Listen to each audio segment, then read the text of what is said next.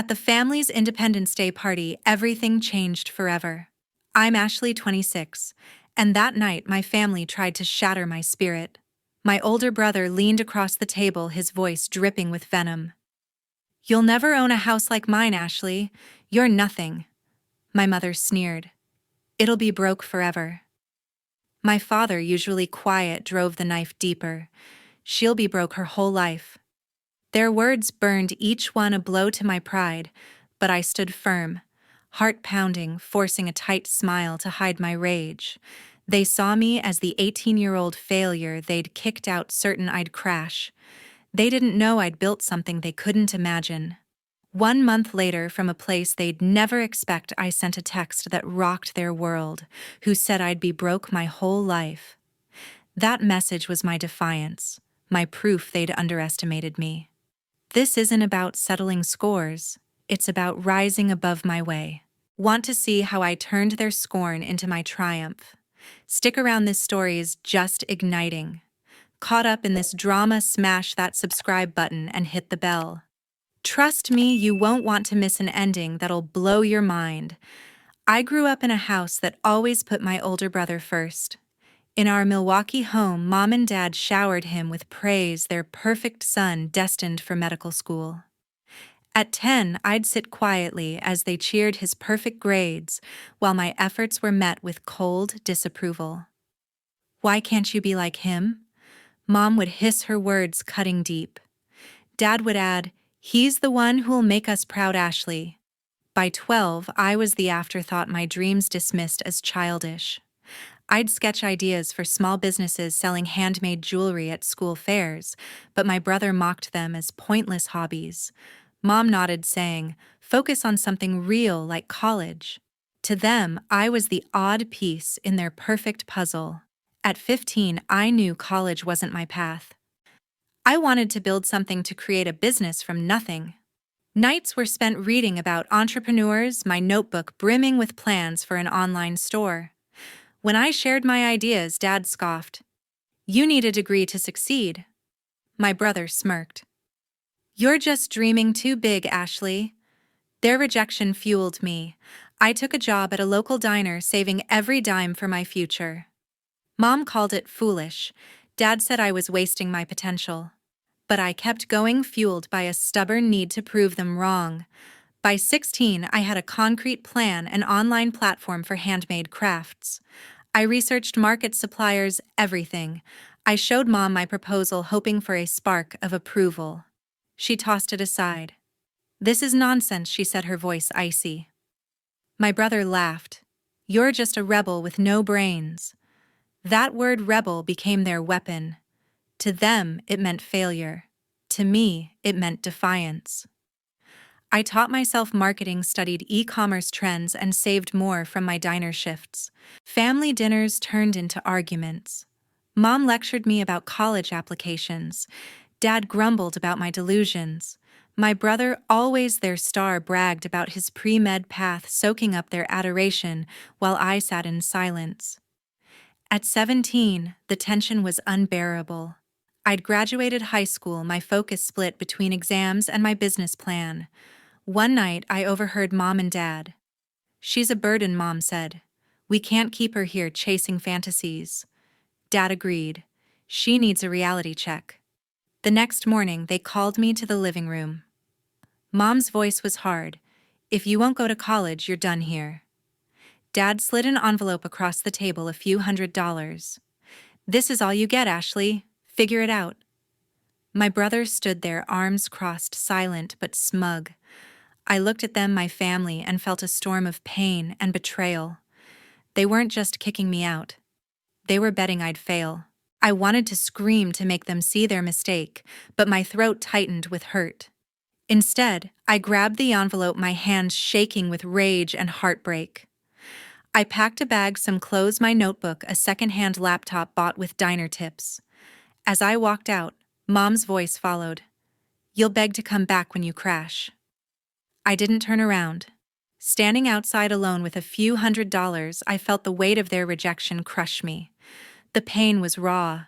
My family, the people supposed to love me, had thrown me away like trash.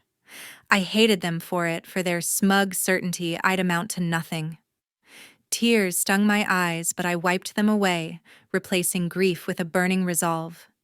They thought they'd broken me. They'd only lit a fire. After being kicked out, I had only a notebook and a dream to start a business.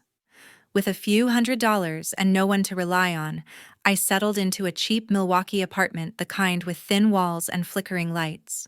My diner savings wouldn't last, but I refused to let fear stop me. I was determined to build something real to show the world I wasn't the failure my family believed me to be. That spark of defiance kept me going. The library became my lifeline. I pored over books on entrepreneurship, marketing, budgeting, supply chains, scribbling ideas in my notebook until my hands ached. Free online courses on platforms like Coursera taught me e-commerce basics and website creation. Sleep was scarce. I'd study late into the night, driven by a hunger to prove myself. Every lesson felt like a step toward freedom, a way to rewrite my story. Building a website was my first challenge. I learned HTML and CSS through trial and error, piecing together tutorials from YouTube. My first attempt crashed spectacularly, but I rebuilt it, fixing bugs through sheer persistence. Soon I launched a platform called Craft Haven, selling handmade jewelry and decor from local artisans. I pitched to crafters at Milwaukee markets, facing skeptical looks from those who saw me as just a kid with big ideas. A few believed in me, and I worked tirelessly to earn their trust. Money was a constant struggle. I stretched every dollar living on cheap meals and taking side gigs, waitressing, cleaning houses to keep Craft Haven alive. Web hosting fees and small ad campaigns ate into my funds, but I learned to negotiate with suppliers using charm and grit to secure deals. Rejection was frequent, each no a test of my resolve. Still, I kept pushing, refining my pitch with every door slammed in my face. A breakthrough came when a local blog highlighted Craft Haven, praising its unique vision for handmade goods. That exposure brought a trickle of orders, each one a small triumph. I handled everything myself, packaging, shipping, customer service, while studying sales trends to boost growth. SEO became my obsession. I tweaked product listings to climb search rankings, celebrating every new customer like a personal victory. Doubt lingered, though. Bigger competitors loomed, and I wondered if I could keep up. I silenced those thoughts, focusing on what I could control. Over the next 8 years, Craft Haven grew steadily. A customer's social media post about a handcrafted necklace sparked a surge in orders, forcing me to master inventory management overnight. I reinvested every cent, hiring a freelance designer to refine the site's look and feel. My platform caught the eye of a craft fair organizer who invited me to speak at an event. Standing before a crowd sharing my journey, I felt a rush of pride. I wasn't just a dreamer anymore, I was a doer. Setbacks tested me. A key supplier once pulled out, leaving me with delayed orders and frustrated customers. I spent weeks rebuilding trust, offering discounts and personal apologies, dipping into my savings to cover losses. It was a brutal lesson in resilience, teaching me to diversify suppliers and plan for the worst. Slowly, Craft Haven earned a reputation for quality, connecting artisans across the country with buyers who valued their work. By the time I'd built a solid customer base, my platform was more than a business, it was proof I could rise above. 8 years later, Mark called to invite me to an Independence Day party. His voice carried a rare warmth, igniting a spark of hope in me.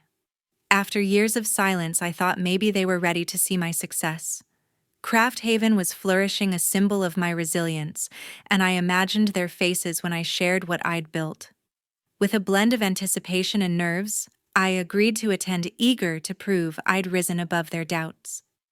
The party was at Mark's new house in a Milwaukee suburb, a sleek, modern home with pristine lawns and a gleaming SUV out front. Guests filled the backyard, their chatter mixing with the aroma of grilled steaks and the crackle of distant fireworks. Joan greeted me with a forced smile, her gaze sweeping over me like I was still the disappointment she'd cast aside.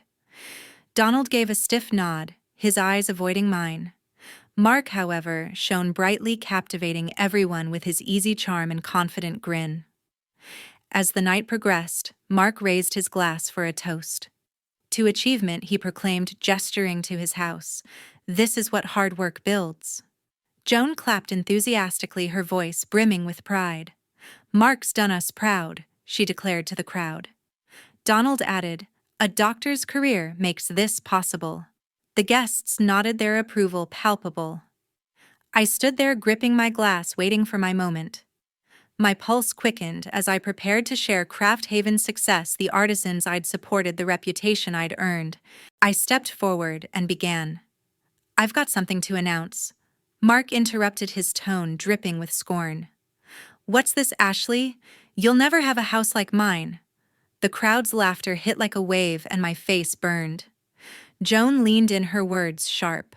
"Still chasing those pipe dreams," Donald muttered. "She'll be broke her whole life."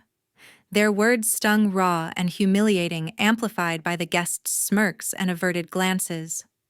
Mark pressed on, his smirk cruel. "Go on, Ashley, tell us." Still barely getting by in that shabby place, I stood rooted, my voice trapped. The pride I'd carried into that party crumbled under their mockery. I wanted to shout about Craft Haven, the sleepless nights, the victories that defined me. But their jeers pulled me back to the day they'd discarded me, the pain as fresh as ever. I forced a brittle smile, nodding to hide the hurt, but inside I was boiling. They still saw me as the failure who'd never measure up. I slipped away to the yard's edge, my hands trembling, the fireworks above echoing the fury surging within me. In that moment, I realized their validation meant nothing. They could sneer, belittle, dismiss me, but I knew my worth. I'd built something real, untouchable by their scorn. As the sky lit up, I made a silent vow. I'd show them not with words, but with undeniable proof of my success. One morning, Pamela, my financial advisor, called. Ashley, Craft Haven's latest funding round was a hit, she said, her voice brimming with excitement. "It's time to think bigger, real estate." Her words caught me off guard, but the idea sparked something. The company had just secured a significant investment, proof of its growing reputation. I'd spent years building it from nothing, and now with cash in hand, I could make a bold move. Real estate wasn't just an investment, it was a statement. I wanted a place that screamed success, something undeniable. Pamela suggested Milwaukee's Third Ward, a trendy district known for its upscale lofts and vibrant energy. I spent weeks scouring listings, determined to find the perfect spot. Most places felt cold, too sterile for the vision I had. Then I found a spacious top-floor apartment in a historic building listed by a woman named Doris. The photos showed exposed brick walls and towering windows, but it needed work to shine. I set up a meeting, my mind racing with possibilities. Doris was a sharp, no-nonsense woman in her 60s, with a warm smile but a keen eye for business. She walked me through the apartment, pointing out its quirks, creaky floors, outdated fixtures. "It's got character," she said, "but it's not for everyone." I saw potential where she saw flaws. The open layout could become a sleek, modern space, perfect for hosting clients or relaxing after long days. I asked about the price, bracing myself. Doris named a figure that made my stomach lurch, a steep $600,000. It was a stretch, even with the funding. I wasn't deterred. I'd faced bigger hurdles building Craft Haven. Over coffee, I negotiated with Doris, highlighting my plan to preserve the building's charm while modernizing it. "I'll make it a showpiece," I told her, my voice steady. She raised an eyebrow, skeptical but intrigued. After days of back and forth, we settled on a deal, $550,000, with a promise to keep her updated on the renovations. I shook her hand, feeling a rush of triumph. This wasn't just a purchase, it was a milestone. The closing process was a whirlwind of paperwork and nerves. Pamela guided me through every step, ensuring the funds were secure and the title clear. When I signed the final documents, the keys in my hand felt heavier than metal. They carried the weight of years of struggle. The apartment was mine, but it was raw, far from the vision I'd pitched to Doris. Renovations began immediately. I hired a local contractor, a meticulous guy who understood my need for clean lines and open spaces. We ripped out old carpeting, exposing hardwood floors that gleamed after refinishing. The kitchen got a complete overhaul: stainless steel appliances, quartz countertops, and a minimalist island that screamed sophistication. I obsessed over every detail, from custom lighting to built-in shelves for my growing collection of artisan decor.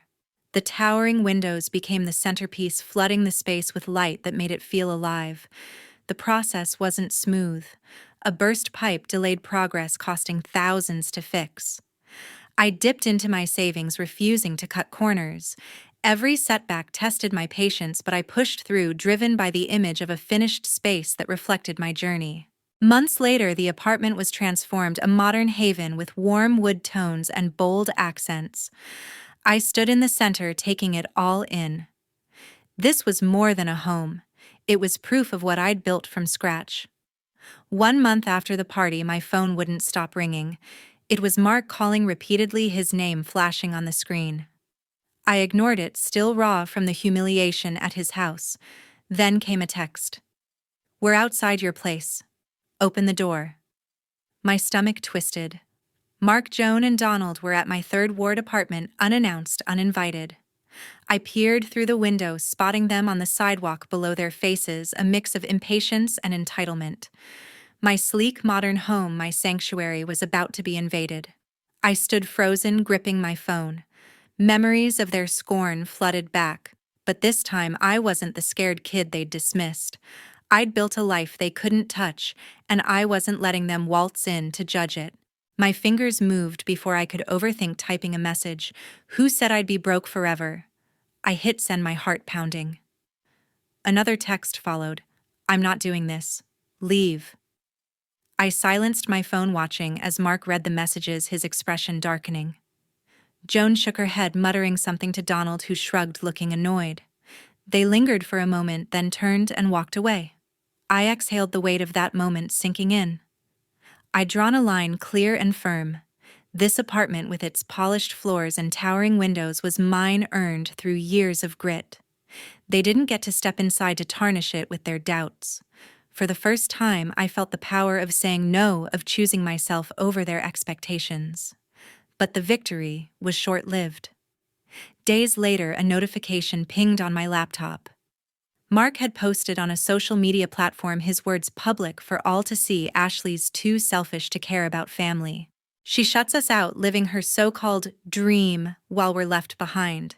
He painted me as the villain, the ungrateful sister who'd turned her back on them. The post gained traction, with strangers chiming in, calling me cold and heartless. My chest tightened as I read the comments, each one a jab at the life I'd fought for. Friends reached out, confused, asking if I was okay. I didn't respond, but the sting was real. Mark's words weren't just a post. They were a calculated attack, twisting the narrative to make me the problem. I recognized the tactic, the same way he'd mocked me at the party, rallying others to his side. But this time, it was public, permanent, a digital scar for anyone to see. I wanted to fire back, to expose their cruelty, their years of dismissal. Instead, I closed the laptop, my hands shaking. Reacting would only fuel their story, dragging me into their game. I paced my apartment, the city lights glinting through the windows. This wasn't about proving them wrong anymore. It was about protecting what I'd built. Their accusations couldn't undo Craft Haven's success or the home I'd created. I sat down, forcing myself to focus. I had meetings to prepare for, artisans to support, a business to grow. Mark's post was a distraction, nothing more. I wouldn't let it define me. Still, the betrayal cut deep. They'd shown up uninvited, demanding access, then turned to the world to smear me when I refused. It was their pattern, control then blame. I wasn't surprised, but it hurt all the same. I leaned against the counter, staring at the space I'd made my own. This was my truth, not their lies. I'd keep moving forward no matter what they said. After that message, I deleted their numbers from my phone. Mark, Joan, and Donald were no longer part of my world. I'd drawn my line, and I meant to keep it. My apartment in Third Ward with its sleek finishes and city views was my refuge, a testament to my hard-won success. I focused on Craft Haven, pouring my energy into new projects determined to move forward.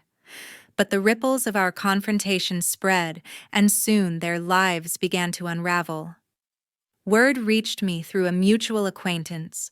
Mark's perfect life had crumbled. An audit at the hospital uncovered discrepancies. Mark had been siphoning funds, padding invoices to fuel his lavish lifestyle. The board acted swiftly, firing him without hesitation. His reputation as a doctor, once his pride, was shredded. Creditors came knocking, demanding payments for loans he'd taken to maintain that sprawling suburban house. Unable to keep up, he lost it all. Foreclosure notices plastered on the door, the SUV repossessed. The man who'd boasted about his success was left with nothing but whispers of scandal trailing him. Joan and Donald faced their own reckoning. They'd pinned their pride on Mark, their golden child, but his fall exposed their fragile foundation. Their calls started coming, voicemails left on my phone, emails piling up in my inbox. Joan's voice was softer now, pleading for a conversation. "We just want to talk, Ashley," one message said, her tone heavy with regret. Donald sent a brief email. "Let's put this behind us." I stared at the words, feeling a flicker of old pain but no desire to respond. They'd had years to see me, to believe in me, and they'd chosen mockery instead. I deleted the messages one by one, each click reinforcing my resolve. Their attempts grew desperate. A letter arrived, handwritten by Joan, her words shaky on the page. She wrote of sleepless nights, of realizing they'd pushed me away. Donald added a note admitting they'd been wrong to doubt me, but their apologies felt hollow, too late to bridge the chasm they'd created. I didn't owe them forgiveness, not after they'd dismissed my worth for so long. I shredded the letter, letting the pieces fall into the trash. My life was mine now, built on my terms, and they had no place in it. As months passed, I heard they'd withdrawn from their social circles. Joan stopped hosting her book club, her laughter no longer echoing at gatherings. Donald spent his days alone, his once busy schedule now empty. They'd built their identity on Mark's success, on the image of a perfect family, but without it, they were adrift. Mutual friends described them as shadows of their former selves, haunted by the weight of their choices. They'd expected me to crumble to need them, but I'd thrived instead. That truth, I realized, was their heaviest punishment. I didn't revel in their downfall. Part of me ached for the family we might have been, but that longing had faded years ago. Their regret couldn't undo the years of rejection, the nights I'd spent rebuilding myself alone. I stood in my apartment, the city skyline glittering outside, and felt a quiet strength. Their mistakes were theirs to carry, not mine. 6 months later, I hosted a party at my apartment.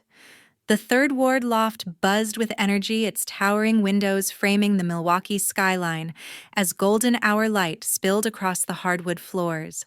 I'd invited business partners, artisans, and close friends, people who'd believed in Craft Haven's mission from the start.